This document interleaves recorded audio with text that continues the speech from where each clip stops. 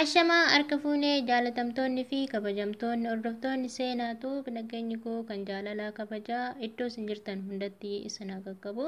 Hadda viidiyoo biraa qabadhee isin deebi'ee jira. Viidiyoo naadda qabadhee osoo seenne dura warroonni amantii musliimaa hordoftan hundi keessanuu baga sooma ramadaanatiin isin gaheen jedha. Baga ittiin isin gahee kan biyya alaa kan keessaa kan eessa jirtanuu. Hundi keessanuu baga ittiin geessan ramadaan kariim isinii jedhee jira jechuudha. Soomni kun sooma milkii, sooma gammachuu, sooma vaayirasii kanatti barbadeessu hunduma keenyaaf haa godhuun isiniin jedha. Hundi keessanuu bakka jirtanitti gaa sooma gaariin isiniin jedha jechuudha. Isatti aansuudhaan hadda viidiyoo biraa qabadhee isinii deebi'ee jira. Viidiyoo wal fakkaatu kana fakkaatu tanaan durallee baay'een isinii hojjedhee ture jechuudha. Irra deddeebi'ee akkasumaan qaaquun sammuutuyyuu yaani yeroo kanatti jechuudha viidiyoo kan hojjetu ta'e namoota baay'ee rakkoon akkasiin irra gaha. Namoonni tokko yoo kan irra gahe tokko irraa akka baratuuf namni kan gadhiisu jechuudha. Tanaan durallee birrii keessan nama argitanitti hin erginaa. Yookaan nama argitanii miti maatii keessanuu hagam amantani. Kan isin hojjettan ofii keessanii akkamitti akka hojjettan isintu beeka. Akkamitti akka haraba wajjin bultan isintu beeka. Iyya isaanii dandeessanii maal dandeessanii ijoolleen irra caalii yeroo ammaa kana qoonqoodhaan miidhamaa kan jiran baay'ee isaaniitu jira jechuudha. Baay'een isaanii jechuudha. Akkasitti agabuu isaanii kan hojjetantu jira jechuudha. Kana hundaa dandeessanii nama boru qullaa keessan sooshaal miidiyaa irratti gadi dhiisa jedhuuf yoo kan laattan ta'e ani dhugaan isin jedha baay'ee natti ulfaata. Haadha maal qabadhee tan isin dhufee akka dhumaatti tooraggeeffatan hundi keessaniif ifata jechuudha. Tanaan dura waan akkana kanaanis baay'umaan isin biraan gahaa ture. Sababni isaas namni akka hin gowwoomneef jechuudha. Namni akka hin gowwoomneef qullaa miidiyaa irratti akka isin gadhiisanillee argaa jirtan jechuudha. Isinii miti muraasa gadhiisanii jiranii argitan jechuudha. Akka soban taaneef argitanii jirtan jechuudha. Dhiirri birrii keessan isinirraa nyaatee yookaan waanti kan walitti caqacaqamtan ta'e yookaan waan akkanaatiin godha viidiyoo akkanaatiin gadi dhiisaa birrii naa kenni yookaan immoo akkas waan wayii yaada isinitti jijjiiree yookaan kan bilookii isin godhu meeqa akkami kan inni birrii irraa nyaatee bilookii godhee filaashii dhugu kilooreksii dhugu meeqa akkami jechuudha. Anuu kan isin biraan ga'e viidiyoo akkana viidiyoo sadii akkasanii ol hin caale jechuudha. Kana malee akka irra gowwaa yoo irra deddeebi'anii gaagan bu'aan qabu. Ana ammoo maaliif fidee dhibee kana sababatanii jechuudha. Dhibee kana sababatanii ijoolleen gowwoomaa jiran jiru. Ijoolleen mana madaamitti jiraatan gimmaashallee haa ta'u xiqqoo jechuudha ni argatan jechuudha. Gimmaashallee dhorgatanii gimmaasha gannaniif ni argatu hanga tokko. Ijoolleen kuuwwan isaanii ijoolleen dhiiraa keessattuu warri ala keessaa hojjetan yeroo ammaa kana hundi isaaniituyyuu hojii dhaabaniitti kan jiran jechuudha. Kana hundayyuu haasa'uu hin barbaadu. Tanaan dura waan hundaa waan isinitti himu jechuudha. Viidiyoo baay'een isiniin hojjedhee kana wal qabsiisee garuu hadha maaltu na dirqamsiisee hadha sina deebise jechuudha. Sababa dhibee kanaatiin sababeeffatee dubartii gowwoomsanii irraa fudhatan akkuma isiniin jedhu ka giddiidhanii miti dhaanetii miti karaa jaalalaa kana walitti seenanii birrii irraa fudhatanii booda rakkoo biraa keessanii uumu jechuudha. Kanaaf obboleettii teenya takkatu ammas kan Beerut keessa jirtu jechuudha. Beerut katamaa keessa kan jiraattu Nangeessa jechuudha. Yeroo kana sagalee kiyya hin baasinii maatiin kiyyas akka dhaga'u namoonni sooshaal miidiyaa sagalee kiyya akka dhagahan hin barbaadu sila ta'eef anatu akkuma isheen naan jetteettan isin biraan gahaa. Kanaaf kaayaa obboleeyyan kiyyaa inni Kuwaatar keessa jiraata jechuudha. Isheen as Beerut keessa yeroo jiraattu amma yeroo kanatti nu hojii dhaabnee jirra. Ani birrii Itoophiyaadhaa nan qaba obboleessa kiyya irratti ergachaa ture. Akkaawuntii baankii akkaawuntii keenyaa ergiti ani Itoophiyaadhaa irratti si galcha obboleessa kiyya akkaawuntii keetii irratti si galcha Itoophiyaadhaa birriin asinaan deebi'u waan ta'eef ani irratti si galcha hatammoo asiin dolaara naa ergi ni jedhaan jechuudha. Ishiin ol fuuteet kan walitti qabachaa turte dolaara 1,500 ni ergitiif jechuudha. Dolaara 1,500 yoo ol fuutee ergituuf ati akkaawuntii naa ergi ni jedhaanii akka obboleessi ishii irratti galchuuf jechuudha. Attaalaleeti beekaa kana.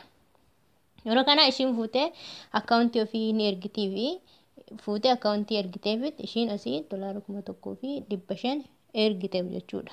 yeroo kana inni akkaawuntii ishiitii irratti akka galchu kunis dubbii sobaati obboleessi yoo ta'es akkaawuntuma isaati irratti yoo kan galchu ta'e galchaaf malee hin baasu akkuma waa'een obboleessa irratti ergee obboleessa akkaawuntuma ofii irratti galchuuti akkasitti itti fakkeessite jechuudha. Sobeet akkaawuntii ishee irraa fuudhee akka waan obboleessi isaa Itoophiyaadha akkaawuntii ishii irratti galchuu fakkeessee jechuudha. Ishii asiin attaallalee $1,500 fuutee ni ergitiif jechuudha. Yeroo kanatti akkaawuntii irratti siifan galchoo jedhee ishiin dhayitee na galchitee yoo ishiin jettee gaafattu asii galchi ni jedhaani.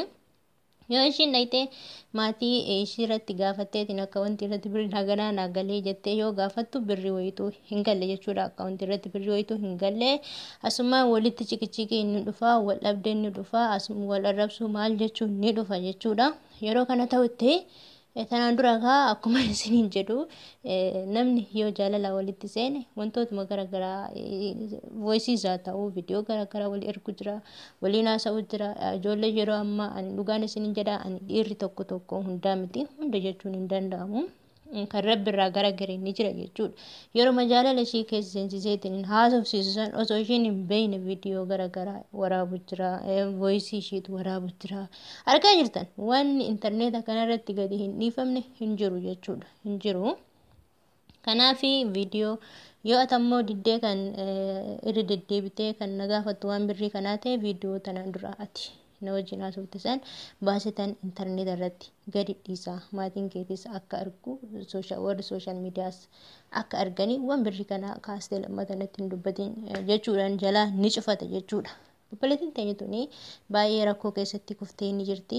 Dhugaan isin jedhaan nama tokkotti ittiin fiish hin jenne dhufteetti natti himtee ani waan gorsuu qabu silaa keessan gorseef hin jira. Ani tanaan dura ishiin baay'ee yuutuubii kiyya ni hordofti jechuudha. Ani wannummaan fe'ee haa cabuu haa buqqa'u akkuma barbaade haa ta'u birrisoo ta'ee boru hojjettanii argachuu ni dandeessanii lubbuu keessan irratti yaadinaan jedhee. Jettiin ammoo nama akkasitti darbamee lubbuu ofiitii irrattis yaaduu miti. Birriin kun hunda garuu baay'eetti dhagahama jechuudha. Yoo xiqqaate baay'ee hojjetti ji'a 7 ji'a 8 akkas ni hojjette jechuudha. As Beerut keessatti waan xiqqootu namaa kaffalama waan ta'eef jechuudha. Kanaaf hagana hojjettee birrii $1,500 kaastee isaanii ergitee sababa akkana kana ni dhabdi jechuudha. Akkanaan isin jedhaa yaa obboleen kiyyaa hunda keessaniifuu gorsa haa ta'u yeroo ammaa kana nama warra keessa warra achitti akka gabaa argatanii bulan dhiistanii amma sababa dhibee kanaatiin maatiin keessa manatti beela'u dhiistanii dhiira gandaa hin kenninaafi birrii keessanii osoo ta'e illee osoo irraa galata argatan ta'e homaa kunoo inni galanni isin gootaniif kanaani. Qullaa keetan sooshaal miidiyaa irratti nama gadhiisa jedhuuf birrii keessan hin laatinaan isin jechuu barbaade. An dhugaan isin hin jedha warra viidiyoo kana dhugaa dhaggeeffataniif nama tokko yoo jaalatte birriidhaan miti kan jaalattu. Ati dhiira tokko jaalatte jechuudha. Dhiira tokko jaalatte fuutee moobaayila tokko kan bittuuf fuutee wantoota garaagaraa kan bittuuf birri hagana hundaa miti birri takka kan kennituuf nama san ati bitte. Inni jaalala isin qabu ati qarshiidhaan akka bitteetti hasaaba. An dhugaan isin hin jedha. Sirumayyuu namni duruma si jaalate gara birriitiin gara maaliitiin kan sitti deemu jaalala kee siin qabudha. Ammoo viidiyoo garaagaraa na wajjin haasa'ii akkasammoo suuraa akkana naa ergi namni siin jedhu jechuudha. Namni siin jedhu jaalala kee siin qabu jechuudha. Jaalala kee siruma siin qabu. Inni wanni sirraa barbaadu waan biraati waan ta'eef jechuudha. Namni dhuguma bultiidhaaf si barbaadatu. Kun ammallee ifa sinaa ta'uu hin gowwoomina. An dhugaan isin jedhaa hin gowwoomina. Sammuu keessan of hin dhukkubsina. Rakkoon isin irra gahe sammuu keessan of hin dhukkubsina. Haay wanta akkanaa kun nama mudate akkamitti maatii kiyya galee ijaallaal akkamitti ijoolleen hiriyaa kiyyaa maal naan jettanii ammoo san booda haay ofin ajjeessaa akkasiin ta'aa sun sammuu keessan keessaa isin haa badu. Duruma dursitanii waan akkanaa kanatti seenuu dhiisuudhaan isin jedha. Waan barbaaddan yoo birriin isin irra baay'ate akka goota yoo dhabdanii dhugumatti isinitti kan baay'atu ta'e boraafadhaati rafaa. An dhugaan isin jedha. An dhiira gandaati ergitanii dhiifama sinaa godhaati. Dhiira ergitanii booda rakkoon akkanaa kun isin irra gahuurra yoo isinitti kan baay'atu ta'e boraatuma keessan jala godhadhaati irra rafaa. Kana yoo waan tokko hiyyeessa akkanatti Itoophiyaa keessatti beelan du'aa jiru kana yoo kan gargaaru ta'e isarraa galata argatta. Kanaaf hundi keessanuu waan akkana kanarraa osoo of qoxxabattanii wayyan isiniin jedha. Kun amma birayyuu taree akka qoosatti fudhatan ijoolleen akka qoosa taa'e akkana na godhe sooshaal miidiyaa irratti ol baatee waan kanaa softu ta'e anaafillee naa ergi birrii haganaame anis rakkadhe hin argitan.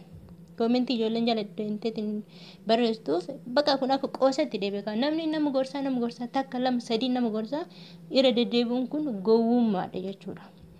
Kanaaf hundi keessanuu sababa amma dhibeen seenee hojii dhaabnee jirra jette ijoollee akkasii siruma hojii na seena bakka hojii dhaabnee jirra birrii akkana siruma an hojiin qabaa madaami manatti natti ol deebite akka duraanitti miti biisidha jettanii bilbila keessan cufattanii hojii keessan irratti bobba'uudha.